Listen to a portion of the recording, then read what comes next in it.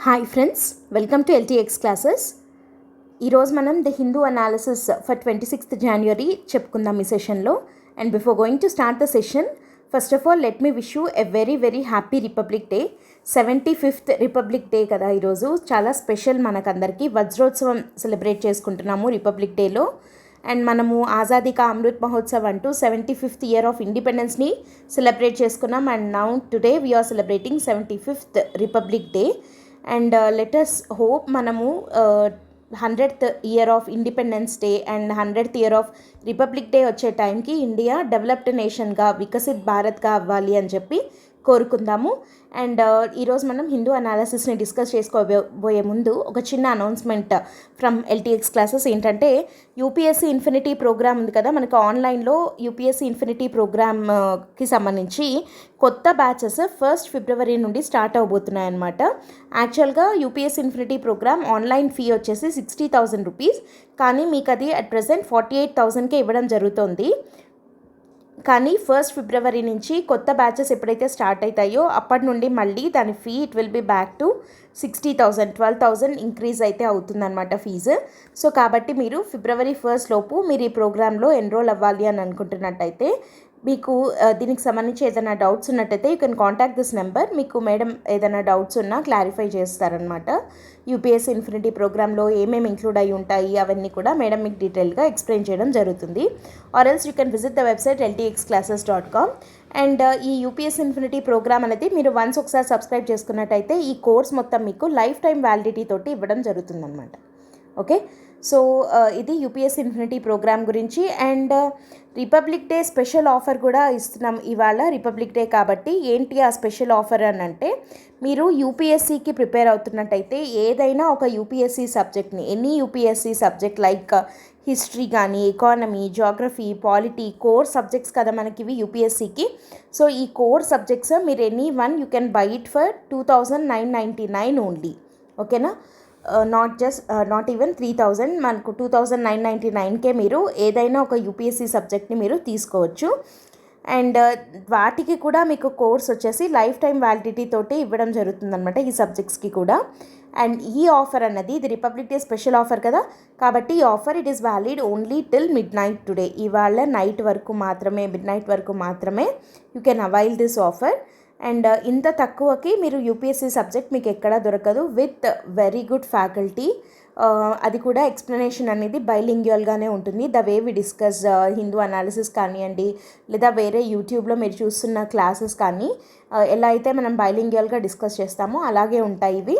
So దీనికి సంబంధించి మీకు ఏదైనా డౌట్స్ ఉన్నా కూడా you can visit the website ltxclasses.com, or మనం ఇందాక పైన చెప్పుకున్న నెంబర్కి మీరు కాల్ చేసినా కూడా మేడం మీకు డీటెయిల్స్ని ఎక్స్ప్లెయిన్ చేస్తారు. Okay, so let us start the Hindu analysis for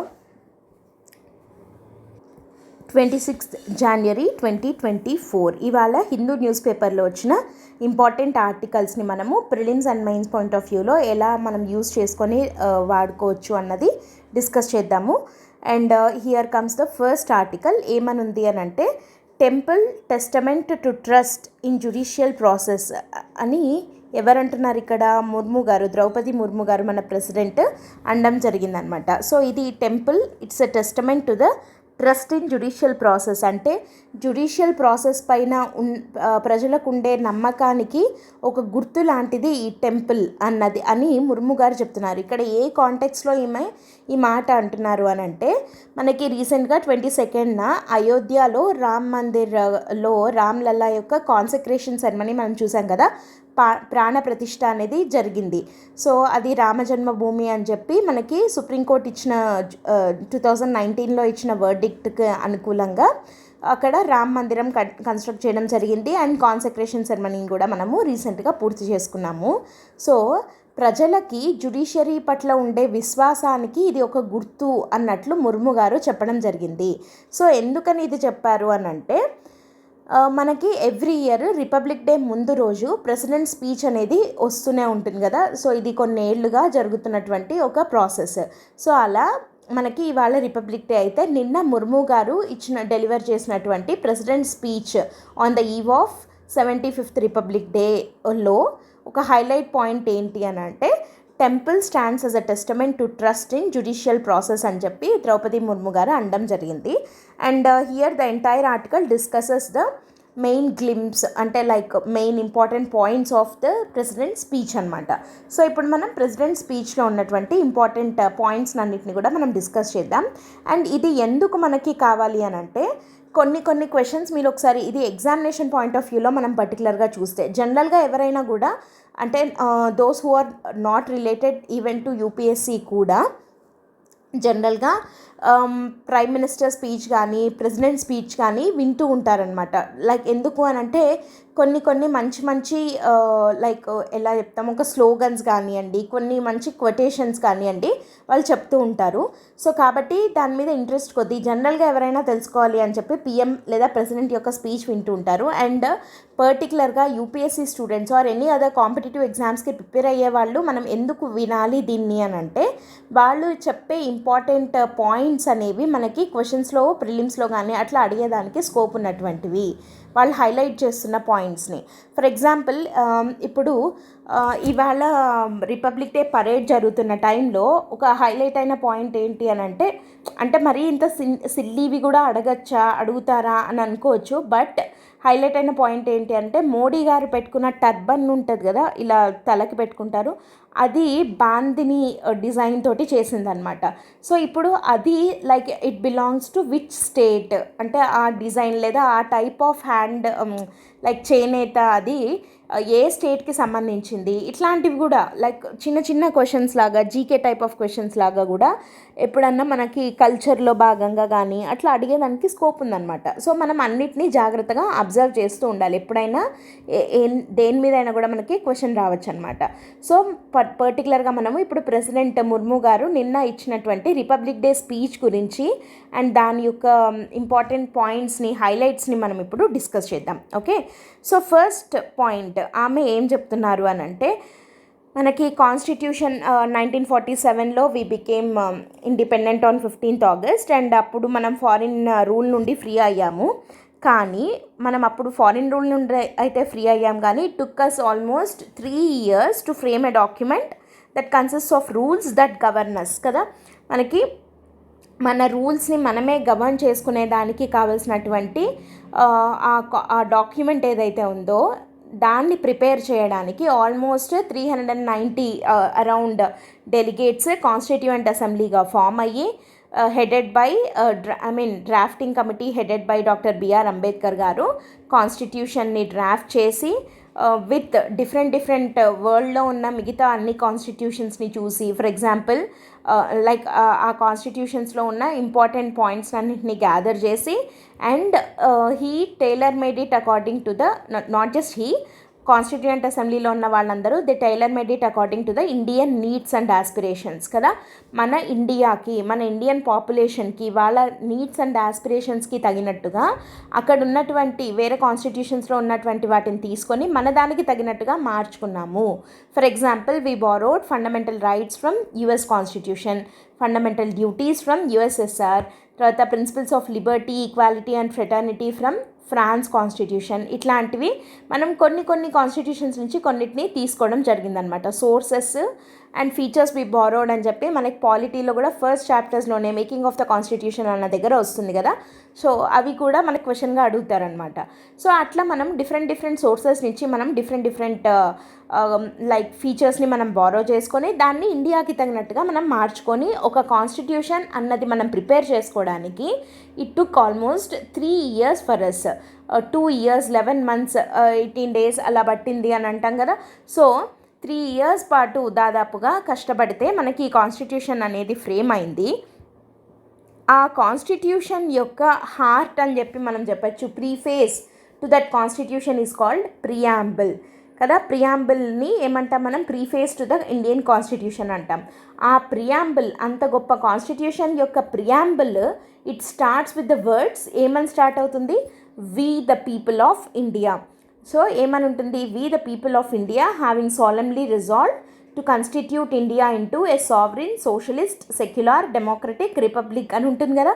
so we the people of India అన్నది అన్నది మనకి ప్రియాంబుల్లో పెట్టడం అన్న దాని వెనకాల ఉన్న ఉద్దేశం ఏంటి అని అంటే, మొత్తం పవర్ అంతా ఎవరి చేతిలో పెడుతున్నాము ఇప్పుడు? We the people of India having solemnly resolve to constitute India అంటే మేము మాకు ఇచ్చుకుంటున్న ఒక కాన్స్టిట్యూషన్ ఇది పీపుల్స్ కాన్స్టిట్యూషన్గా చెప్తున్నారనమాట. అంటే the entire power లైజ్ with constitution law of the land అయితే ఆ కాన్స్టిట్యూషన్కి ప్రిఫేస్ అయిన ప్రియాంబుల్లో మెయిన్ సోర్స్ ఎవరి చేతిలో ఉంది?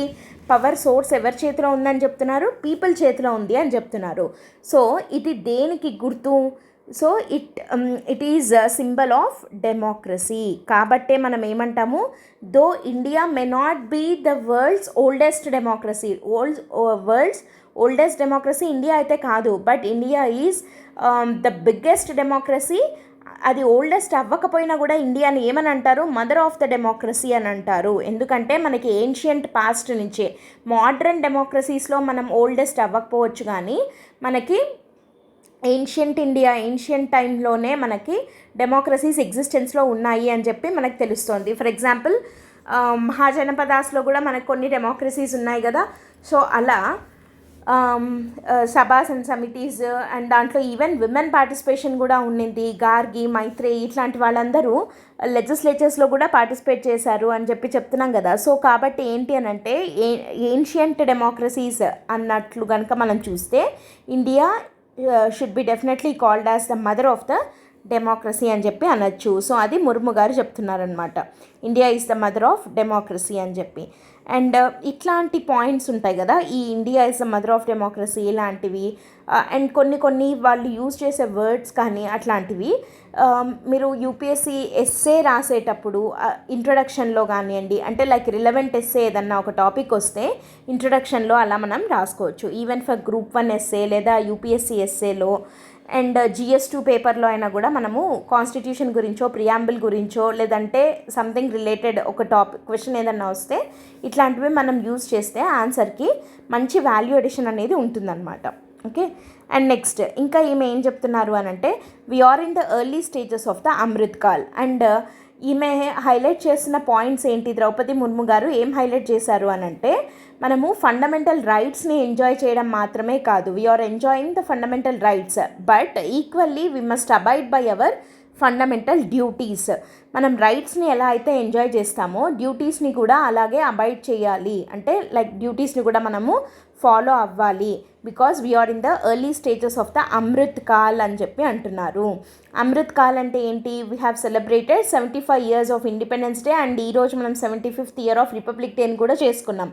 సో రాబోయే 25 years అంటే till we celebrate the 100th year of independence in 2047, ఈ మధ్యలో ఉన్న 25 ఏళ్ల కాలం ఏదైతే ఉందో that we call it as Amrit call. ఎందుకంటే మన ఇండియాని ఒక డెవలపింగ్ నేషన్ నుండి డెవలప్డ్ నేషన్గా, అంటే వికసిత్ భారత్గా కన్వర్ట్ చేయడానికి మనము బాగా మ్యాక్సిమం మన పొటెన్షియల్ని యూటిలైజ్ చేసుకోవాల్సిన టైం పీరియడ్ ఏది అని అంటే ఈ అమృత్ కాల్ ఆఫ్ 25 years అనమాట.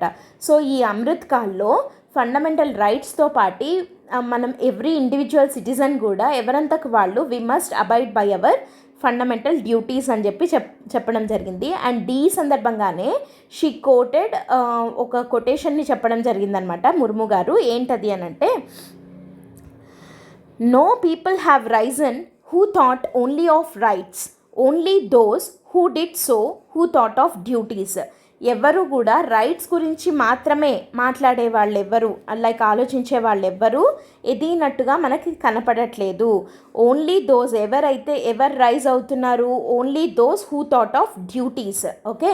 సో ఓన్లీ రైట్స్ కాదు, ఓన్లీ రైట్స్ గురించి మాత్రమే కాకుండా డ్యూటీస్ గురించి ఎవరైతే మనం మాట్లాడుతున్నామో only those people will rise అన్నట్టు ఈ కొటేషన్, ఈ సేయింగ్ చెప్పిండేది ఎవరు అనంటే మహాత్మా గాంధీజీ అనమాట. సో ఆమె ఈ సందర్భంగా ఫండమెంటల్ డ్యూటీస్ని మనం అబైడ్ అయి ఉండాలి అని చెప్తూ ఈ కొటేషన్ని చెప్పడం జరిగింది. So with more power comes more responsibility అంటాం కదా. సో ఫండమెంటల్ రైట్స్ని మనం ఎంజాయ్ చేస్తున్నట్టే ఈక్వల్లీ మనకు ఫండమెంటల్ డ్యూటీస్ని కూడా మనము అబైడ్ అయ్యి ఉండాలి. So fundamental duties falls under part 4A of the constitution కదా. అండ్ నెక్స్ట్ ఈమె స్పీచ్లో ఎవరి గురించి డిస్కస్ చేశారు అని అంటే కొన్ని ఇంపార్టెంట్ పాయింట్స్ ఉన్నాయి. దాంట్లో first she discussed about Shri Karpoori Thakurji birth centenary celebrations complete అయ్యాయి. ఈయన January 1924లో పుట్టడం జరిగింది.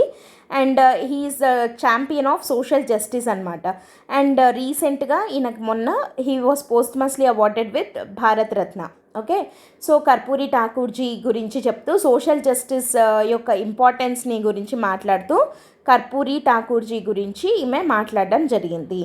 అండ్ ఇందాక మన పైన హెడ్డింగ్ ఉంది కదా, లైక్ అది ఇప్పుడు మనం మాట్లాడుకోబోయేది ఏంటంటే Ayodhya Ram Lalla's consecration ceremony is to be seen as, దీన్ని మనం ఎలా చూడాల్సిన అవసరం ఉంది అని అంటే India's continued rediscovery of its civilisational heritage. అంటే మన యొక్క సివిలైజేషన్ ఎంత పాతది. ఓకే, మనము రాముడు అంటే ఎవరు, ఇది మనం కలియుగం అంటున్నాము. రాముడు అనే ఆయన త్రేతాయుగానికి చెందిన వ్యక్తిగా, అంటే మన సివిలైజేషన్ ఎంత పాతది, మన సివిలైజేషనల్ హెరిటేజ్, మన వారసత్వం ఎంత గొప్పది అని చెప్పి ఇండియా రీడిస్కవరీ చేసుకుంటూనే ఉంటుంది ఇండియా అని అనడానికి ఒక గుర్తుగా మనము ఈ రామ్లల్లా యొక్క కాన్సిక్రేషన్ సెరమనీని చూడాల్సిన అవసరం ఉంది. అండ్ దాంతోపాటు ఈ పర్టికులర్ ఈవెంట్ అనేది ఇంకా ఏం చెప్తోంది అంటే it also stands as a testament to people's enormous trust in the judicial process. మనం మన జ్యుడిషియరీని ఎంత నమ్ముతాము అంటే మనకు జ్యుడిషియరీ పట్ల ఉన్న నమ్మకాన్ని ఇంకా పెంచే విధంగా ఈ సుప్రీంకోర్టు ఇచ్చిన వర్డిక్ట్ ఏదైతే ఉందో 2019లో, ఆ verdict it stands as a testament to people's enormous trust in the judiciary అని చెప్పి ముర్ము గారు చెప్పడం జరిగిందనమాట. అండ్ ఇంకా మనం రీసెంట్గా G20 సమ్మిట్ని కూడా హోస్ట్ చేసాము, successfully we hosted it. And దాంట్లో కూడా మళ్ళీ పర్టికులర్గా అది పీపుల్స్ G20 అనొచ్చు, ఎందుకంటే సిటిజన్ సెంట్రిక్గా ఉంది అది. And citizen participation was very huge అనమాట G20లో. సో ఒక ఇయర్ లాంగ్ ప్రాసెస్, ఒక సంబరంలాగా ఒక సంవత్సరం అంతా జరిగింది ఆ G20 ఈవెంట్స్ అన్నీ.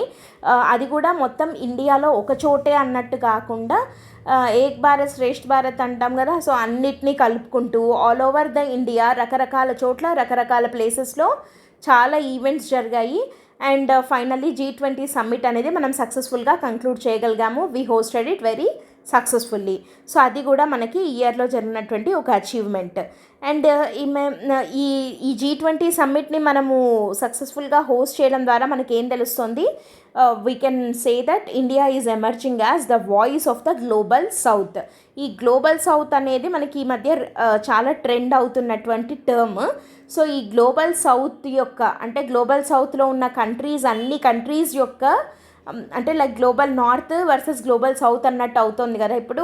సో గ్లోబల్ సౌత్లో ఉన్న అన్ని కంట్రీస్ యొక్క గొంతుకగా, వాయిస్గా ఇండియా మారుతోంది అని అనడానికి ఈ G20 సమ్మిట్ని మనము హోస్ట్ చేయడం అనేది ఒక ఎగ్జాంపుల్ కింద ముర్ము గారు చెప్తున్నారనమాట.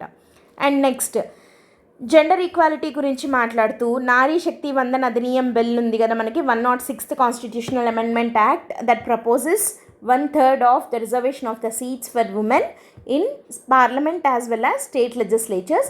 సో దీని ద్వారా sustainable development goal number 5 gender ఈక్వాలిటీని అచీవ్ చేయడంలో ఇండియా ఎంత కృషి చేస్తోంది అన్నది మనకి ఈ బిల్ ద్వారా తెలుస్తోంది అని చెప్పి అండ్ ఫైట్ చేస్తున్నాం మనము అని చెప్పి. అంటే ఇంకా జెండర్ ఈక్వాలిటీ అనేది not just limited to slogans, ఏదో జెండర్ ఈక్వాలిటీ రావాలి అని ఒక స్లోగన్ టైప్కి లిమిట్ అయిపోకుండా అది రియాలిటీలోకి వస్తోంది అని చెప్పి ముర్ము గారు అభిప్రాయపడ్డారనమాట.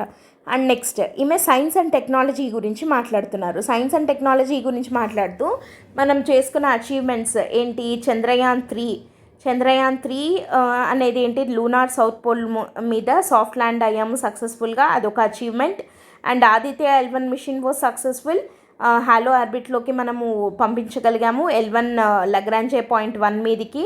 అండ్ తర్వాత ఎక్స్పోసాట్, ఈ ఎక్స్పోసాట్ అనేది రీసెంట్గా మనకి ఈ ఇయర్ 2024 January స్టార్ట్ అవ్వగానే మనం పంపించిన మన ఇస్రో యొక్క first mission in this year అనమాట. ఏంటంటే ఇది ఎక్స్పోసాట్ అంటే x ray polarimeter satellite, it's first of its kind by India. ఇది దేనికి అంటే లైక్ కొన్ని మిస్టరీస్ ఉంటాయి కదా మనకి సోలార్ సిస్టంలో ఉన్న మిస్టరీస్ని వాటిని స్టడీ చేయడం కోసం, for example like black holes కానీ ఇట్లాంటి వాటిని స్టడీ చేయడం కోసం అని చెప్పి ఎక్స్రే పోలారిమీటర్ శాటిలైట్ని మనం పంపించడం జరిగింది. It is also known as XPoSat అనమాట. And we are all set for Gaganyaan. చాలా స్మూత్గా వెళ్తుంది గగన్యాన్కి ప్రిపరేషన్స్ అన్నీ. అండ్ త్వరలోనే గగన్యాన్ అంటే హ్యూమన్ మన ఇండియన్స్ని స్పేస్లోకి పంపించబోతున్నాము. That is called Gaganyaan. So ఇది సైన్స్ అండ్ టెక్నాలజీ. అండ్ వీటన్నిటి ద్వారా ఏం జరుగుతుంది అని అంటే యంగ్ జనరేషన్లో సైంటిఫిక్ టెంపర్ పెరుగుతుంది, అంటే సైన్స్ పట్ల ఆసక్తి పెరుగుతుంది, యంగ్ సైంటిస్ట్ తయారవుతారు, పర్టికులర్లీ ఫీమేల్ యంగ్ సైంటిస్ట్ తయారవుతారు అని చెప్పి ముర్ము గారు అభిప్రాయపడుతున్నారు అనమాట. అంటే మనం ఒకసారి చూసినట్టయితే ముర్ము గారి స్పీచ్ అంతా కూడా మనకి she discussed about social aspects, political, economical, environmental, law and order, technological, ఇట్లా అన్నిటి గురించి ఈమె డిస్కస్ చేయడం జరిగింది. దీన్నే మనము స్పెల్ట్ అప్రోచ్ అంటాం. This approach we should follow even in case of essays. While writing essays మనము లైక్ ఒకటే మోనోటోనస్గా ఎస్సే వెళ్ళకుండా మల్టీ డైమెన్షనల్ ఎస్సే ఉండాలి అంటాం కదా. సో అట్లాంటప్పుడు మనము ఇట్లా అన్ని యాంగిల్స్ని టచ్ చేయడానికి, డైవర్ట్ అవ్వకుండా ఉండడానికి ఇట్లా స్పెల్ట్ అప్రోచ్ అంటామన్నమాట. Socio cultural, political, economical, environmental, law and order, technological. So మనం ఒకసారి ముర్ము గారి స్పీచ్ చూసినా కూడా అలాగే వెళ్తూ ఉంటుంది. మనము పొలిటికల్గా డిస్కస్ చేసాము, రిజర్వేషన్ బిల్ గురించి, తర్వాత టెక్నాలజికల్గా మాట్లాడుకుంటున్నాము. And next here comes the economy part. GDP growth rate it remained highest among all the major economies in the recent years. GDP growth rate కూడా ఇండియాది హైయెస్ట్గానే ఉంటూ వస్తుంది. సో ఇది economy part. And education policy గురించి వస్తే ఇది social కింద చూడొచ్చు మనము. నేషనల్ ఎడ్యుకేషన్ పాలసీ తీసుకొని రావడం జరిగింది. అండ్ దీని ద్వారా ఏమవుతుంది అంటే డిజిటల్ డివైడ్ అనేది బ్రిడ్జ్ అయిపోతుంది. అంటే రూరల్ అర్బన్ గ్యాప్ లేదా rich and poor divide digital పరంగా ఉన్నది ఏదైతే ఉందో ఇట్ ఈస్ బీయింగ్ బ్రిడ్జ్డ్ అనమాట with this national education policy. And next sports పరంగా ఇది కల్చర్ కిందకి వస్తుంది. మనకి రీసెంట్గా జరిగిన ఏషియన్ గేమ్స్లో, తర్వాత పారా ఏషియన్ గేమ్స్లో మనము హైయెస్ట్ రికార్డ్ని క్రియేట్ చేశాము with medal Tally of 107 medals in case of Asian games. And para Asian గేమ్స్లో అయితే 111 మెడల్స్ని గెలుచుకొని ఒక రికార్డ్ని సృష్టించడం జరిగింది. అండ్ నెక్స్ట్ ఎన్విరాన్మెంట్ పరంగా వస్తే రెన్యూవబుల్ ఎనర్జీ ప్రమోషన్ చాలా బాగా జరుగుతుంది. And life moment is also a successful moment. Life అంటే ఏంటి? లైఫ్ స్టైల్ ఫర్ ఎన్విరాన్మెంట్ అని చెప్పి ఇండివిజువల్స్లో బిహేవియరల్ చేంజ్ తీసుకొని రావాలి, ఎన్విరాన్మెంట్ ఎకో ఫ్రెండ్లీగా ఉండేలాగా మార్చేందుకు ఇది ఒక మూమెంట్ లాగా స్టార్ట్ చేయడం జరిగింది. And that was also very successful moment. అది ఎన్విరాన్మెంట్ పరంగా చెప్పారనమాట. And next peace and conflicts విషయానికి వస్తే మొత్తం ప్రపంచం అంతా కూడా రకరకాల కాన్ఫ్లిక్ట్స్ నడుస్తున్నాయి. ఒక పక్క రష్యా ఉక్రెయిన్ గొడవ పడుతున్నాయి, అండ్ ఇజ్రాయిల్ పాలస్తీనా కాన్ఫ్లిక్ట్స్ అవుతున్నాయి. సో ఇట్లా కాన్ఫ్లిక్ట్ రిటర్న్ వరల్డ్లో ఇండియా అనేది ఒక ఎగ్జాంపుల్ లాగా నిలబడుతుంది. బికాస్ ఇండియా అనేది శాంతికి చిహ్నంగా ఉంటుంది కదా. మనకు మన ఇండియన్ ల్యాండ్లో పుట్టిన బుద్ధుడు కానీ, లేదంటే వర్ధమాన మహావీర కానీ, సామ్రాట్ అశోక కానీ, గాంధీజీ గారు కానీ ఎవరైనా సరే దే స్ట్రెస్డ్ ఫర్ వాట్ అంటే నాన్ వైలెన్స్. నాన్ వైలెన్స్ అనేదే ఒక మార్గము, ఓకే అని చెప్పారు కదా.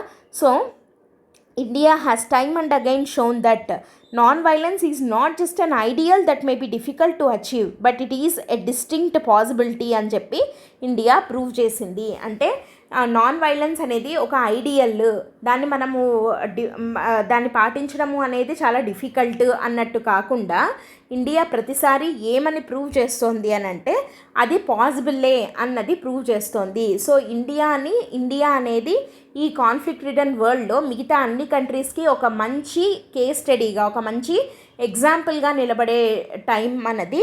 And we should stand by our ideals of our constitutional forefathers, లేదా మన ఫ్రీడమ్ ఫైటర్స్ యొక్క వాళ్ళ యొక్క నోబెల్ ఐడియాస్ని వాటిని మనం చెరిష్ చేస్తూ ఇంకా మనం వాటిని ముందుకు తీసుకెళ్లాల్సిన అవసరం ఉంది. And we should strive for achieving the Viksit Bharat by 2047 అని ముర్ము గారు స్పీచ్లో చెప్పడం జరిగిందనమాట. సో ఇది రిపబ్లిక్ డే సందర్భంగా ముర్ము గారు నిన్న డెలివర్ చేసినటువంటి స్పీచ్లోని ఇంపార్టెంట్ హైలైట్ పాయింట్స్. ఓకేనా? సో ఇది మనకి ప్రిలిమ్స్లో అడుగుతారా అంటే దీని మీద ప్రిలిమ్స్లో అడిగే స్కోప్ ఉన్న పాయింట్స్ అయితే లేవు. But you can use all these points or ఈ అప్రోచ్ని మనము you can use it in case of UPSC SA or group 1 SA. Okay, so let us move on to the second topic ఏంటి అంటే మళ్ళీ republic day సందర్భంగా మనకి Padma awards ఇస్తారు కదా. సో దాంట్లో పద్మ అవార్డ్స్ ఎవరెవరికి వచ్చాయి అన్నది చూద్దాము.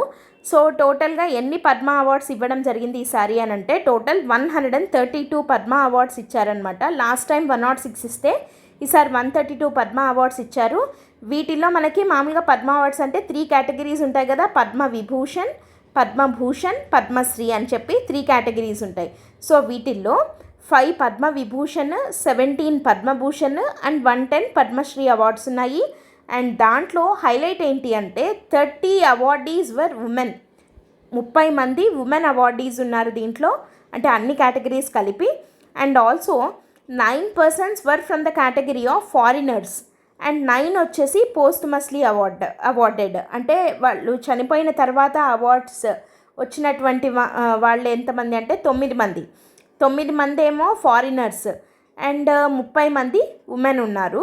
5 పద్మ విభూషణ్, 17 పద్మభూషణ్ అండ్ 110 పద్మశ్రీ అవార్డీస్ ఉన్నారనమాట. సో ఎవరు వీళ్ళు ఒకసారి మనము చూద్దాం వీళ్ళ గురించి. ఎవరెవరు ఉన్నారు అని అంటే ఏ కేటగిరీ కింద వచ్చాయి వీళ్ళకి అని అంటే ఫస్ట్ పద్మ విభూషణ్ నుంచి వద్దాము. పద్మ విభూషణ్ వచ్చేసి ఫార్మర్ వైస్ ప్రెసిడెంట్ మన వెంకయ్య నాయుడు గారు ఉన్నారు కదా, ఈయనకి and actors Chiranjeevi and Vyjayanthi Mala Bali and Bharatanatyam dancer Padma Subrahmanyam will be conferred with Padma Vibhushan the country's second highest civilian award. Country's first highest civilian award వచ్చేసి భారతరత్న అండ్ మనం ఇందాకే చెప్పుకున్నాము అది కర్పూరి ఠాకూర్ గారికి రావడం జరిగింది కదా. And second highest civilian award వచ్చేసి పద్మ విభూషణ్. అది ఎవరెవరికి వచ్చింది అని అంటే వెంకయ్య నాయుడు గారికి పబ్లిక్ అఫైర్స్ కేటగిరీ కింద రావడం జరిగింది. And he hails from Andhra Pradesh, అది అందరికీ మనకు తెలిసిన విషయమే. అండ్ చిరంజీవి గారు ఆర్ట్ కేటగిరీ కింద వచ్చింది and he is also from Andhra Pradesh. తర్వాత Vyjayanthi Mala Bali, she is also an actress, art category కింద రావడం జరిగింది. She hails from Tamil Nadu. And Bharatanatyam dancer Padma Subrahmanyam, ఈమె కూడా ఆర్ట్ కేటగిరీ నుంచి వచ్చింది. She is also from Tamil Nadu. And వీళ్ళు ఇప్పటికి 4 మెంబర్స్ అయ్యారు కదా. వీళ్ళు కాక మనకి బిందేశ్వర్ పాఠక్ గారు, హీఈస్ వెరీ ఫేమస్ అనమాట. ఈయనకి సోషల్ వర్క్ కేటగిరీ కింద వచ్చింది. సోషల్ వర్క్ కేటగిరీ కింద ఈయన ఎందుకు వచ్చిందంటే he is the founder of Sulabh international. Sulabh కాంప్లెక్స్లు అని చెప్పి మనకి ఉన్నాయి కదా, యూరినల్ కాంప్లెక్స్లు అవి ఉంటాయి, ఆల్ ఓవర్ ఇండియా ఉన్నాయి మనకి. సో ఆ సులభ్ ఇంటర్నేషనల్ దాని యొక్క ఫౌండర్ అయిన బిందేశ్వర్ పాఠక్ గారికి సోషల్ వర్క్ అనే కేటగిరీ కింద he is conferred with Padma Vibhushan award posthumously. ఈయన చనిపోయిన తర్వాత అవార్డు తీసుకున్న పద్మ విభూషణ్ అవార్డు ఈయననే అనమాట ఈ ఇయర్లో. ఓకే, సో వీళ్ళు పద్మ విభూషణ్. అండ్ పద్మభూషణ్ చాలామందికి వచ్చింది. వాళ్ళలో విజయకాంత్ గారు రీసెంట్గా చనిపోయారు, ఈయన యాక్టర్ విజయకాంత్ గారు, తమిళనాడు ఆయన. అండ్ ఫాతిమా బీవీ ఉన్నారు కదా, ఈమె చాలా ఇంపార్టెంట్ మనకి. ఫాతిమా బీవీ ఎందుకు ఈమె ఫేమస్ అంటే she is the first woman judge to be appointed to the supreme court of India. Okay, తర్వాత సత్యవ్రత ముఖర్జీ బీజేపీ ప్రెసిడెంట్, ఈమె former president of BJP in West Bengal. తర్వాత తోగ్డాన్ రింపోచే స్పిరిచువల్ లీడర్ అనమాట, లడాఖ్కి చెందిన వ్యక్తి. వీళ్ళకందరికీ పద్మభూషణ్ పోస్ట్మస్లీ వచ్చింది. అంటే చనిపోయిన తర్వాత పద్మభూషణ్ వచ్చిన వాళ్ళు ఎవరంటే విజయకాంత్ గారు, ఫాతిమా బీవీ, తర్వాత Satyabrata Mukherjee and తోగ్డాన్ Rinpoche. So వీళ్ళు పోస్ట్మస్లీ అవార్డెడ్ విత్ పద్మభూషణ్. వీళ్ళు కాక ఇంకా చాలామందికి వచ్చాయి, వాళ్ళందరి పేర్లు మనం గుర్తుపెట్టుకోవాల్సిన అక్కర్లేదు. జస్ట్ ఇంకా ఏమన్నా అడిగారు అని అంటే పద్మ విభూషణ్ అడగచ్చు, 5 మందే ఉన్నారు కాబట్టి. లేదా మనము ఏపీ అండ్ తెలంగాణ స్టేట్స్కి సంబంధించి ఎవరెవరికి వచ్చింది అని అంటే ఇక్కడ మనం ఏపీ కేటగిరీ నుంచే మనకి చిరంజీవి గారికి, వెంకయ్య నాయుడు గారికి వచ్చింది. సో ఇవి రెండు కాక ఇంకా తెలుగు స్టేట్స్ నుంచి ఎవరెవరికి వచ్చాయి పద్మ అవార్డ్స్ అని అంటే పద్మశ్రీలు 4 వచ్చాయన్నమాట తెలుగు స్టేట్స్ నుంచి. ఎవరు వాళ్ళు అని అంటే దాసరి కొండప్ప అనే ఆయన ఆర్ట్ కేటగిరీ కింద తెలంగాణకు చెందిన వ్యక్తి, ఆయనకు వచ్చింది. ఉమామహేశ్వరి గారు ఆర్ట్ కేటగిరీ కింద ఏపీ నుండి వచ్చింది. తర్వాత Kethavath Somlal literature and education category కింద తెలంగాణ నుండి. And Kurella Vittalacharya he is also from category of literature and education from Telangana. So ఈ 4 పద్మశ్రీ రావడం జరిగింది తెలుగు స్టేట్స్ నుంచి. అండ్ పద్మభూషణ్ టోటల్ 17, పద్మవిభూషణ్ 5 మందికి వస్తే దాంట్లో ఆర్ట్ కేటగిరీ కింద 3 చిరంజీవి గారు, తర్వాత వైజయంతి మాలాబాలి అండ్ భరతనాట్యం డాన్సర్ ఉన్నారు కదా ఆమె 3కేమో ఆర్ట్ కేటగిరీ కింద. తర్వాత పబ్లిక్ అఫైర్స్ కేటగిరీ నుంచి వెంకయ్యనాయుడు గారికి, సోషల్ వర్క్ కేటగిరీ నుంచి బిందేశ్వర్ పాఠక్ గారికి పోస్ట్మస్లీ ఈ పద్మవిభూషణ్ రావడం జరిగిందనమాట. అండ్ ఇక్కడే మనం ఒకసారి ఈ కర్పూరి ఠాకూర్ గారి గురించి కూడా చూసేద్దాము. భారతరత్న అవార్డు వచ్చింది పోస్ట్మస్లీ. ఈయన బర్త్డే వచ్చేసి జనవరి 1924లో అనమాట. సో 100 years కంప్లీట్ అయిన సందర్భంలో ఈయనకు భారతరత్న కూడా వచ్చింది. సో ఈ సెంటినరీ సెలబ్రేషన్స్ రీసెంట్గా కంప్లీట్ అయ్యాయి. అదే మనం ఇందాక ముర్ము గారి స్పీచ్లో కూడా చెప్పుకోవడం జరిగింది. సో ఈయన ఎక్కడ పుట్టారు అంటే ఈయన బీహార్ స్టేట్కి సంబంధించిన వ్యక్తి అనమాట. And he served as Bihar's CM twice, 2 సార్లు బీహార్కి ఈయన సీఎంగా పనిచేయడం జరిగింది. And he advocated for social justice గురించి. అండ్ తర్వాత ఎక్కువగా he tried to uplift the categories of like ఎస్సీస్ అండ్ ఎస్టీస్ యొక్క వెల్ఫేర్ గురించి చాలా పాటుపడడం జరిగింది కర్పూరి ఠాకూర్ గారు. సో ఈ కర్పూరి ఠాకూర్జీ గారికి బీహార్కి చెందిన వ్యక్తి భారతరత్న రావడం జరిగింది పోస్ట్మస్లీ. ఓకే. అండ్ పద్మవిభూషణ్ 5 మందికి, పద్మభూషణ్ 17 మందికి, అండ్ పద్మశ్రీ తెలుగు స్టేట్స్ నుంచి అయితే 4 రావడం జరిగిందనమాట. ఓకే. సో ఇది ఈ ఆర్టికల్కి సంబంధించి, ఇది మొత్తం ఫ్యాక్ట్ బేస్డ్ ఆర్టికల్. ఇది మెయిన్స్కి ఎలాంటి ఉపయోగం లేదు, ఓన్లీ ప్రిలిమ్స్ పాయింట్ ఆఫ్ వ్యూలో చూడాలి. అది కూడా మనకి యూపీఎస్సీ ట్రెండ్ ప్రకారం అయితే ఈ టైప్ ఆఫ్ క్వశ్చన్స్ అడగట్లేదు. మేబీ ఏమన్నా అడిగేదానికి స్కోప్ ఉంటే కరెంట్ అఫైర్స్ కేటగిరీ కింద అడగచ్చు, పాసిబిలిటీ ఉంది. But if you are preparing for APPSC or TSPSC group 1 లేదా గ్రూప్ 2 ఎగ్జామ్స్కి అయితే ఖచ్చితంగా వీటి మీద ఒక క్వశ్చన్ అయితే ష్యూర్గా వస్తుంది పద్మ అవార్డ్స్ భారతరత్నకి సంబంధించి. Okay. And let us move on to the next article. French President Macron begins India visit from Jaipur, joins PM for a road show. ఇక్కడ మనం గుర్తుపెట్టుకోవాల్సిన ఒక పాయింట్, అగైన్ ఇది కూడా మనకి ఎక్కువగా కరెంట్ అఫైర్స్కి సంబంధించి క్వశ్చన్ ఎట్లా రావచ్చు అని అంటే, ఇప్పుడు ఈసారి రిపబ్లిక్ డేకి అంటే ఇవాళ జరుగుతున్న ఈ పరేడ్కి చీఫ్ గెస్ట్గా ఎవరు వచ్చారు? ఫ్రెంచ్ ప్రెసిడెంట్ ఎమాన్యుయల్ మ్యాక్రాన్ రావడం జరిగింది కదా. సో ఆయన ముందుగానే వచ్చారనమాట. Actually he begins India visit from Jaipur. ఎక్కడి నుండి స్టార్ట్ చేశారు? మనం ఒకసారి గ్రూప్ 1 ఈ టైప్ అంటే like state public service commissions పెట్టే ఎగ్జామ్స్ యొక్క క్వశ్చన్స్ ట్రెండ్ని చూస్తే కరెంట్ అఫైర్స్కి సంబంధించి పర్టికులర్గా కొంచెం డెప్త్కి వెళ్ళి అడుగుతున్నారు అనమాట డిఫరెంట్గా. లైక్ ఫర్ ఎగ్జాంపుల్ ఇప్పుడు ఏదైనా ఒక సమ్మిట్ ఉందనుకోండి, ఆ సమ్మిట్ని పిఎం మోడీ గారు లాంచ్ చేసి ఉంటారు, కానీ మనము పెద్దగా గమనించండి అని మిస్టేక్ పోయేది ఎక్కడ అంటే ఆ మోడీ గారు ఆ సమ్మిట్ని వర్చువల్గా లాంచ్ చేశారా, డైరెక్ట్గా లాంచ్ చేశారా, ఇట్లాంటివి మనం పెద్ద పట్టించుకోం కదా. సమ్మిట్ దాని హైలైట్స్ చూస్తాం, కానీ క్వశ్చన్ అక్కడ చిన్న మెలిక పెట్టి వర్చువల్లీ లాంచ్డ్ ఇట్లా అడుగుతున్నారు అనమాట. సో కాబట్టి కొంచెం ఇట్లాంటి ఫ్యాక్ట్స్ని కూడా మనం చూసుకోవాల్సి ఉంటుంది. ఇప్పుడు ఇమాన్యుయల్ మ్యాక్రాన్ గారు ఇండియాని విజిట్ చేశారు. He started his visit from అని అడగచ్చు. అంటే ఎక్కడి నుండి? జైపూర్ బదులు ఇంకో ప్లేస్ ఏదన్నా పెట్టచ్చు. ఓకే. సో జైపూర్ నుండి స్టార్ట్ చేశారు. అండ్ ఈయన విజిట్ చేసిన ప్లేసెస్ మనకి ఇంపార్టెంట్. అంటే ఆ ప్లేసెస్కి ఆయన విజిట్ చేశారని కాదు, జనరల్గా ఇంపార్టెంట్ అనమాట. కొన్ని ఫ్యాక్ట్స్ ఉన్నాయి. ఏంటి అంటే ఇది ఒక హెరిటేజ్ టూర్గా చెప్పచ్చు ఈ Macron and Modi garu tour. ఏంటంటే president Emmanuel Macron of France kick starts his visit to India with a tour of Amber fort in జైపూర్లో ఉన్న అంబర్ ఫోర్ట్ నుంచి స్టార్ట్ చేయడం జరిగింది. ఈ అంబర్ ఫోర్ట్ ఒక యునెస్కో వరల్డ్ హెరిటేజ్ సైట్ అనమాట. So it stands as a symbol of India's architectural prowess and rich cultural tapestry. So ఈ అంబర్ ఫోర్ట్ నుంచి ఈయన తన విజిట్ని స్టార్ట్ చేశారు. ఇది ఒక UNESCO world heritage site. So ఇక్కడ ఒకటి యునెస్కో వరల్డ్ హెరిటేజ్ సైట్స్ ఎన్ని ఉన్నాయి చూడండి. జైపూర్లో అంబర్ ఫోర్ట్ ఒకటి. And next during the parade the French Rafales, so okay 1 second. తర్వాత ఎక్కడికి వెళ్ళారు అంటే వీళ్ళు జైపూర్లోని జంతర్ మంతర్ని విజిట్ చేశారు. ఇది వెరీ ఇంపార్టెంట్. జంతర్ మంతర్ అనేది ఏంటి, సోలార్ అబ్జర్వేటరీ అనమాట. ఇది ఎవరు కట్టించారు అంటే it was build by Maharaja Sawai Jaisingh. Sawai Jaisingh 18th సెంచరీకి చెందిన కింగ్ అనమాట. ఈయన జైపూర్లో జంతర్ మంతర్ అనే దాన్ని కట్టాడు. It is a solar observatory and ఇది కూడా మనకి యునెస్కో వరల్డ్ హెరిటేజ్ లిస్ట్లో ఉంది. సో అంబర్ ఫోర్ట్ ఒకటి, ఇంకా సో అదేంటి జంతర్ మంతర్ ఒకటి, ఇవి రెండు కూడా యునెస్కో వరల్డ్ హెరిటేజ్ లిస్ట్లో ఉన్నాయి. ఆ తర్వాత దే విజిటెడ్ హవా మహల్. ఇది వరల్డ్ హెరిటేజ్ లిస్ట్లో అయితే లేదు కానీ చాలా బ్యూటిఫుల్గా ఉంటుంది హవా మహల్.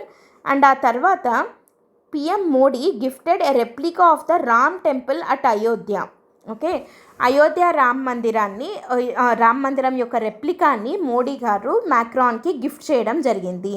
సో ఇట్లాంటివి కూడా మనకి కొన్ని అడుగుతుంటారనమాట. ఏంటంటే ఈ గిఫ్ట్స్లో ఇప్పుడు suppose if it is a handicraft, అది ఇప్పుడు అంటే లైక్ ఏదైనా ఇప్పుడు ఫర్ ఎగ్జాంపుల్ ఒక నిర్మల్ కొయ్య బొమ్మని ఏదైనా ఎవరికైనా గిఫ్ట్ చేశారనుకోండి, సో అది ఏ స్టేట్కి సంబంధించింది అట్లా అడిగేదానికి స్కోప్ ఉందన్నమాట. చిన్న fact based current affairs questions అనమాట ఇవన్నీ. అండ్ తర్వాత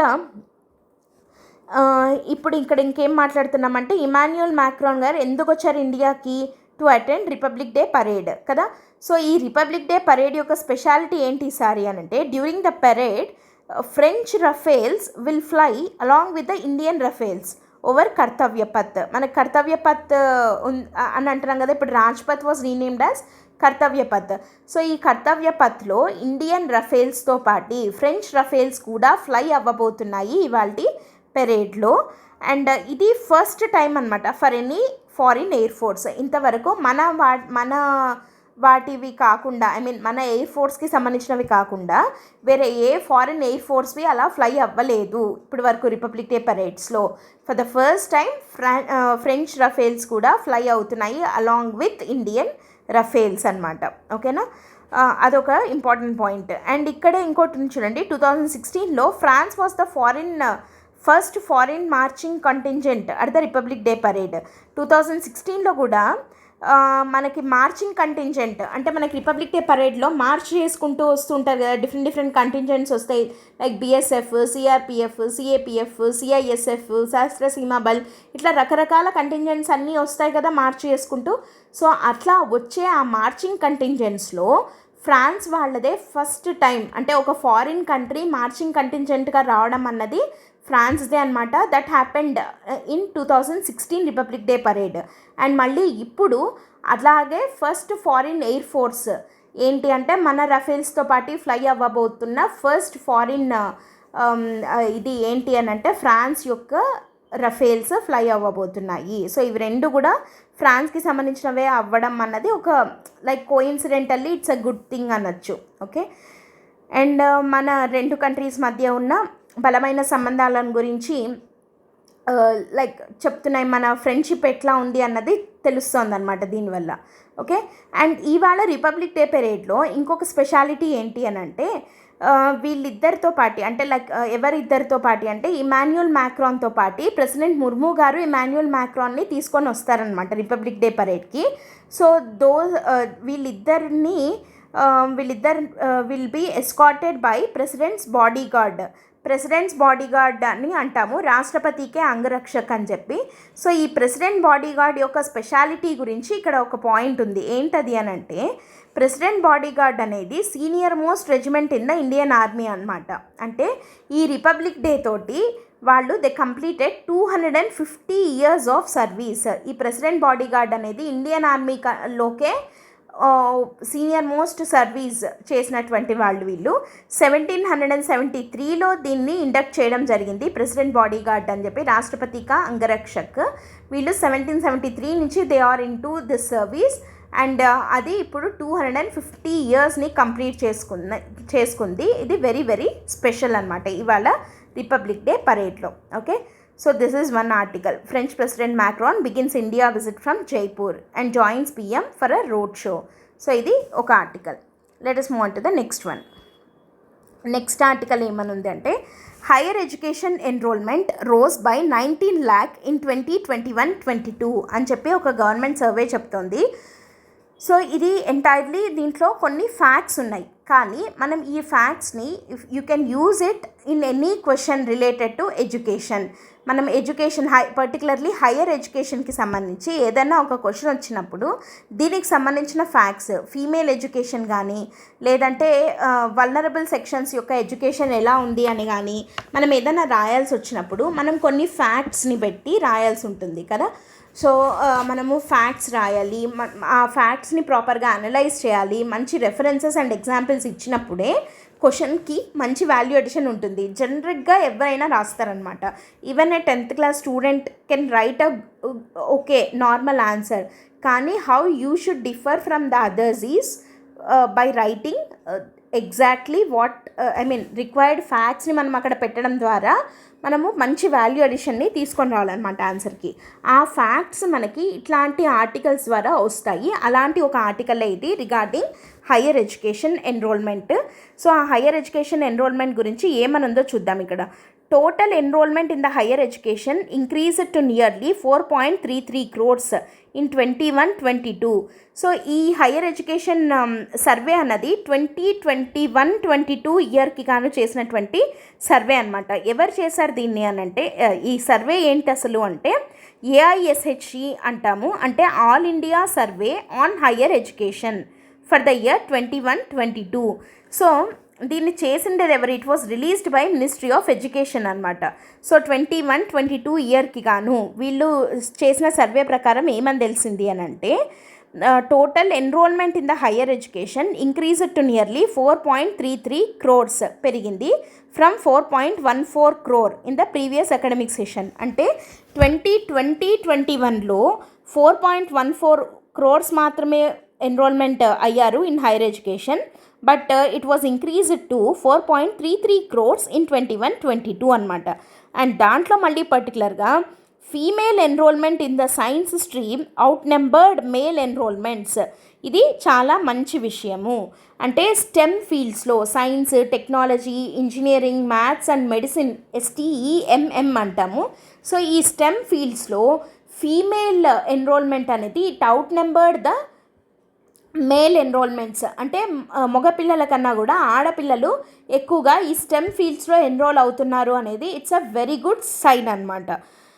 అండ్ నెక్స్ట్ ఇక్కడ చూద్దాము ఇంకేమేమి ఉన్నాయి అని అంటే, ఓవరాల్ ఫీమేల్ ఎన్రోల్మెంట్ అంటే స్టెమ్ ఫీల్డ్స్లో అని కాకుండా ఓవరాల్గా ఫీమేల్ ఎన్రోల్మెంట్ ఇంక్రీజ్ టు మనకి లాస్ట్ ఇయర్ అంటే last year in the sense ఇక్కడ లాస్ట్ ఇయర్ ఏది అంటే వీళ్ళు చేసిన లాస్ట్ సర్వే ఏది అంటే 2020-21. 2020-21తో కంపేర్ చేస్తే 2.01 crores మంది ఫీమేల్ మాత్రమే ఎన్రోల్ అయితే హైయర్ ఎడ్యుకేషన్లో. ఇప్పుడు it is increased to 2.07 crores in 21-22. So female enrolment అనేది జనరల్గానే పెరిగింది. దట్ టు మేల్ కన్నా కూడా ఫీమేల్ ఎక్కువగా స్టెమ్ ఫీల్డ్స్లోకి ఎన్రోల్మెంట్ అనేది ఇంకా ఎక్కువగా పెరిగిందనమాట. ఇంకేమున్నాయి ఇక్కడ? There was an increase of over ఎంత అని అంటే 2014-15 తోటి కంపేర్ చేస్తూ చెప్తున్నారనమాట వీళ్ళు. యాక్చువల్గా ఇదంతా అవసరం లేని పాయింట్. 14-15ది మనకు అక్కర్లేదు. అండ్ ఇది ఇందాక మనం ఆల్రెడీ చూసాం. 2.01 crore ఉన్న వాళ్ళు ఫీమేల్ 2.07 crores అయ్యారనమాట. ఇప్పుడు హైయర్ ఎడ్యుకేషన్ అని అంటున్నాం కదా మనము. హైయర్ ఎడ్యుకేషన్లో పర్టికులర్గా PhD గురించి చూస్తే the report also said that ఫీమేల్లో మళ్ళీ ఫీమేల్ PhD ఎన్రోల్మెంట్ డబుల్ అయ్యింది. ఎప్పటితో కంపేర్ చేస్తే 2014-15తో కంపేర్ చేస్తే 21-22కి వచ్చేసరికి ఫీమేల్ ఎన్రోల్మెంట్ ఇంటూ PhD అంటే PhD చేస్తున్న అమ్మాయిల యొక్క నెంబర్ అనేది 0.48 lakh మాత్రమే ఉండింది ఇన్ 2014-15. కానీ it increase to 0.99 lakh in case of 21-22 అని చెప్పి ఈ రిపోర్ట్ చెప్తోంది. అండ్ తర్వాత మళ్ళీ పర్టికులర్గా మనం ఒకసారి చూసినట్టయితే out of the total enrolment at under graduate, post graduate, PhD, MPhil ఈ లెవెల్స్లో అంతా మనం చూసినట్టయితే 57 lakh స్టూడెంట్స్ ఏమో సైన్స్ స్ట్రీమ్లో ఎన్రోల్ చేసుకున్నారు. విత్ ఫీమేల్ స్టూడెంట్స్ వచ్చేసి 29.8 lakhs అండ్ మేల్ స్టూడెంట్స్ వచ్చేసి ఓన్లీ 27.4 lakhs. అయితే ఇందాక మనం ఫస్ట్ చెప్పుకున్న పాయింట్, మనం ఇంత నెంబర్స్ ఏమి గుర్తుపెట్టుకోవాల్సిన అవసరం లేదు. 29.8 వీళ్ళు, 27.4 వాళ్ళు అని చెప్పి జస్ట్ మనం ఒక స్టేట్మెంట్ గుర్తుపెట్టుకోవాలి. ఏంటి అని అంటే టోటల్ ఎంఫిల్ లేదా పోస్ట్ గ్రాడ్యుయేట్, అండర్ గ్రాడ్యుయేట్ ఏ లెవెల్లో తీసుకున్నా కానీ female enrolment into STEM fields outnumbered the male enrolment అన్నది మనం గుర్తుపెట్టుకోవాలి. అండ్ ఇంకొకటి ఏంటి అని అంటే ఎన్రోల్మెంట్ ఆఫ్ ఎస్టీ స్టూడెంట్స్ కూడా పెరిగింది టు 27 lakh. ఓకే, 2014-15లో చూస్తే ఓన్లీ 16 lakh మంది మాత్రమే ఎస్టీస్ హైయర్ ఎడ్యుకేషన్లోకి ఎన్రోల్ అయితే, ఇప్పుడు అవేర్నెస్ పెరిగింది with government schemes and all. వాళ్ళ ఎన్రోల్మెంట్ ఎంతకు పెరిగింది? 27 lakhకి పెరగడం జరిగింది ఇన్ 21-22 అని చెప్పి తెలుస్తోందనమాట. సో అండ్ దాంతోపాటు ఇంకా వీళ్ళు నార్త్ ఈస్ట్ స్టేట్స్ గురించి కూడా మాట్లాడుతున్నారు, ఎందుకంటే ఇవి కొంచెం వెనుకబడినవి కదా ఈ స్టేట్స్. సో దాని గురించి చెప్తూ total student enrolment in north eastern states కూడా మనకి 14-15లో చూస్తే 9.36 lakh ఉండేవాళ్ళు, అది ఇంక్రీజ్ టు 12 lakh, అంటే ఆల్మోస్ట్ 3 lakh మంది ఎన్రోల్మెంట్ అనేది పెరిగిందనమాట. మళ్ళీ దాంట్లో మళ్ళీ నార్త్ ఈస్ట్లో కూడా ఫీమేల్ ఎన్రోల్మెంట్ అనేది outnumbered the male enrolment అని చెప్పి తెలుస్తోంది. సో ఇక్కడ మనము మినిస్ట్రీ ఆఫ్ ఎడ్యుకేషన్ అనేది ఈ రిపోర్ట్ని కండక్ట్ చేస్తోంది, ఈ సర్వేని కండక్ట్ చేసి రిపోర్ట్ని ఇస్తోంది. It covers all the higher educational institutions in the country. So ఈ సర్వే ఏమని రిపోర్ట్ చేసింది అంటే ఓవరాల్గా ఓబీసీ విషయానికి వస్తే 45% ఇంక్రీజ్ ఉంది ఓబీసీ ఎన్రోల్మెంట్లో అని చెప్పి తెలుస్తోంది. ఇక్కడ ఓవరాల్గా ఏం చెప్తోంది ఈ సర్వే అంటే enrolment is highest in the arts.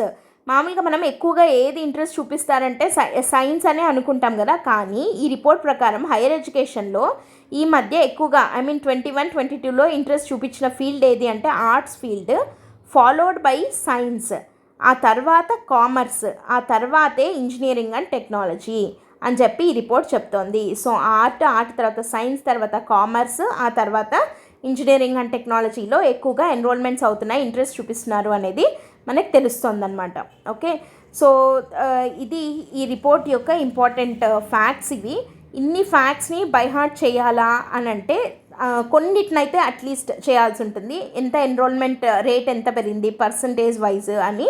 And తర్వాత కొన్ని స్టేట్మెంట్స్ లాగా గుర్తుపెట్టుకుంటే సరిపోతుంది. అంటే ఎలా ఎస్టీస్లో ఎన్రోల్మెంట్ పెరిగింది వెన్ కంపేర్డ్ టు 14-15 లేదా 2021తో కంపేర్ చేస్తే, అండ్ నార్త్ ఈస్టర్న్ స్టేట్స్లో ఎన్రోల్మెంట్ ఎంత పర్సంటేజ్ పెరిగింది, పర్టికులర్గా మళ్ళీ females out numbered the males in stem fields, ఇట్లాంటివి మనము గుర్తుపెట్టుకొని ఒక చోట ఒక ఫ్యాక్ట్ బుక్ లాగా మెయింటైన్ చేస్తూ నోట్ చేసి పెట్టుకోవాలన్నమాట. అది అవసరమైనప్పుడు ఆ సందర్భం వచ్చినప్పుడు ఆన్సర్స్లో ఈ పాయింట్స్ని పెడితే ఏఐఎస్హెచ్ఈ చెప్తోంది అని మనం పర్టికులర్గా ఒక రెఫరెన్స్ అనేది ఇవ్వాలన్నమాట. అకార్డింగ్ టు అంటే మనం ఫ్యాక్ట్ని మనము ఎక్కడి నుంచి చెప్తున్నాం ఈ ఫ్యాక్ట్ అన్నదానికి ఒక ప్రూఫ్ లాగా మనం ఆ రిపోర్ట్ని చూపించాలి. According to ministry of education వాళ్ళు ఇచ్చే ఈ all India survey on higher education report ప్రకారము 21-22 ప్రకారము ఇది ఫ్యాక్ట్ అని చెప్పాము అంటే ఒక అథెంటికేషన్ అనేది ఆ ఫ్యాక్ట్కి ఏర్పడుతుంది కదా. So that gives a very much value addition to your answer and you can easily score up to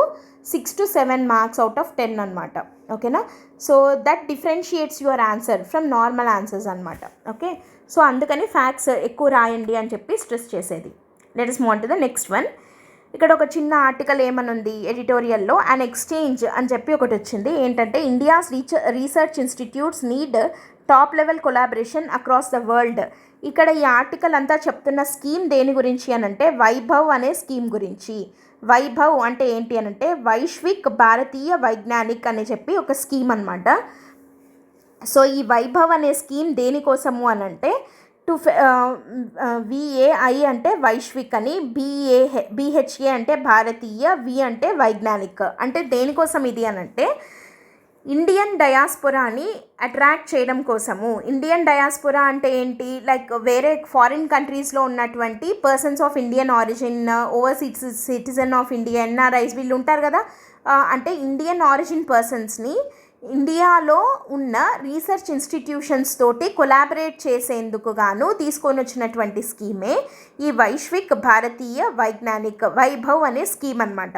in the fields of STEM, ఇందాక చెప్పుకున్నాం కదా, science and technology, engineering, maths and medicine ఫీల్డ్స్లో ఇండియాలో ఉన్న రీసెర్చ్ ఇన్స్టిట్యూషన్స్తో ఈ Indian డయాస్పోరాని వీళ్ళనిద్దరినీ ఒక bridge లాగా కలిపే విధంగా ఉండే స్కీమ్ అనమాట ఈ వైభవ్ అనే స్కీమ్. సో దీని ద్వారా ఏంటంటే ఒక రీసెర్చ్ ఎకోసిస్టమ్ అనేది డెవలప్ అవుతుంది. ఇది ఇంప్లిమెంట్ చేసేది ఎవరు అంటే department of science and technology అనమాట. It falls under the ministry of science and technology. So మొత్తం 18 నాలెడ్జ్ వర్టికల్స్ అనేవి ఉన్నాయి. Like for example quantum technology, artificial intelligence, machine learning, ఇట్లాంటి 18 నాలెడ్జ్ వర్టికల్స్ కింద ఆ ఇండియన్ డయాస్పోరా ఎవరైనా సరే అక్కడ ఈ నాలెడ్జ్ వర్టికల్స్ రిలేటెడ్ ఒక టాపిక్ మీద వేటి మీద అయినా కానీ వాళ్ళు రీసెర్చ్ చేస్తూ ఉన్నట్టయితే then they can collaborate with the Indian research institutions ఇక్కడికి వచ్చి. అండ్ ఇది 3 years పాటు ఉండే ప్రోగ్రామ్ అనమాట. వీళ్ళకి గవర్నమెంటే గ్రాంట్ ఇవ్వడం జరుగుతుంది. Fellowship grant of 4 lakhs provide చేయడం జరుగుతుందన్నమాట. ఓకే, సిమిలర్ కైండ్ ఆఫ్ స్కీమే మనకి వజ్రా అని చెప్పి కూడా ఒకటి ఉంది. ఓకే, వజ్రా అంటే విజిటింగ్ అడ్వాన్స్డ్ జాయింట్ రీసెర్చ్ అని చెప్పి. సో ఈ వజ్రా అంటే ఏంటి అంటే ఇట్స్ అ ఫ్యాకల్టీ స్కీమ్. ఇది కూడా సిమిలర్ ఆబ్జెక్టివ్స్ ఉన్నదే. అంటే ఫారిన్ కంట్రీస్లో ఉన్న ఫ్యాకల్టీస్ని తెచ్చి ఇక్కడ టీచ్ చేయించడము ఆ టైప్ది అనమాట. కాకపోతే ఈ వజ్రాకి వైభవ్కి డిఫరెన్స్ ఏంటి అని అంటే వైభవ్ మనకి ఎక్స్క్లూజివ్లీ ఫర్ లైక్ ఏంటి ఇండియన్ డయాస్పోరాకి మాత్రమే, కానీ వజ్రా అనేది it can be used even by Indians కూడా అనమాట. సో అది ఈ రెండింటి మధ్య ఉండే డిఫరెన్స్. అండ్ రెండు implemented by department of science and technology under ministry of science and technology అనమాట. సో ఈ వజ్రా అండ్ వైభవ్ ఇట్లాంటి స్కీమ్స్ అండి దేనికోసము అని అంటే to address the issue of brain drain. అంటే మన ఇండియన్స్ ఇక్కడ వర్క్ చేయకుండా, ఇక్కడ రీసెర్చ్ అండ్ వాళ్ళ రీసెర్చ్ని ఇక్కడ యూటిలైజ్ చేసుకోకుండా ఫారిన్ కంట్రీస్కి వెళ్ళిపోతున్నారు కదా, దాన్ని మనం ఏమంటాం, బ్రెయిన్ డ్రైన్ అంటాం. So to reverse the trend, brain gain అవ్వాలి అన్న ఉద్దేశంతో గవర్నమెంట్ ఈ వజ్రా అండ్ వైభవ్ స్కీమ్స్ని స్టార్ట్ చేసింది. అండ్ ఈ వైభవ్ స్కీమ్ గురించి వచ్చినటువంటి ఆర్టికల్ అనమాట ఇది. సో ఇది కూడా మనకి ప్రిలిమ్స్ పాయింట్ ఆఫ్ వ్యూలో ఇంపార్టెంట్. వైభవ్ అనే స్కీమ్ దేనికి సంబంధించింది అని అంటే to address the issue of the brain drain అని చెప్పచ్చు అనమాట. ఓకే, సో ఇవి ఇవాళ హిందూలో వచ్చినటువంటి ఇంపార్టెంట్ ఆర్టికల్స్ మనం prelims and mains point of వ్యూలో డిస్కస్ చేయడం జరిగింది. And before going to end the session today, again I'm reminding you, UPSC infinity programme 1st February నుంచి 12,000 హైక్ అవుతుంది, 60,000 అవుతుంది ఫీజు. సో ఈలోపు సబ్స్క్రైబ్ చేసుకోండి for 48,000. And today is the last day, today is the only offer అనమాట. ఏంటంటే any UPSC subject మీరు history, economy, geography, polity ఏదైనా సరే మీరు ఓన్లీ 2,999కే తీసుకోవచ్చు. ఆఫర్ ఇవాళ midnight వరకు మాత్రమే మీకు ఈ ఆఫర్ అనేది అవైలబుల్ ఉంది. బట్ కోర్స్ మాత్రం మీకు లైఫ్ టైం వ్యాలిడిటీ తోటి ఇవ్వడం జరుగుతుంది అనమాట. సో మీకు ఏ డౌట్స్ ఉన్నా కానీ you can contact this number or else మీరు ఎల్టీఎక్స్ క్లాసెస్ వెబ్సైట్ని విజిట్ చేసి కూడా మీకు ఏదైనా డౌట్స్ ఉంటే క్లారిఫై చేసుకోవచ్చు. Okay, that's it for today. Thanks for listening. All the best. By.